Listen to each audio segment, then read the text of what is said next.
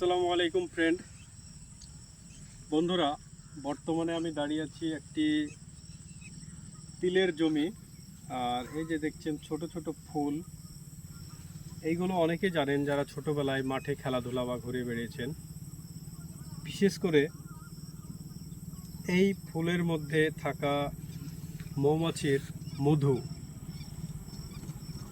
হালকা পরিমাণে, যদিও এখন মধুর বা মৌমাছির আনাগোনা অনেকটাই কমে গেছে, তবুও হালকা পরিমাণে ছোটোবেলার ফিলিংস একটু উপভোগ করতে পারলাম। এটার মধ্যে হালকা পরিমাণে মধু ছিল, যেটি খাওয়ার মাধ্যমে অতীতকে স্মরণ হলো, পাশাপাশি একটু ন্যাচারাল এনার্জি উপভোগ করলাম।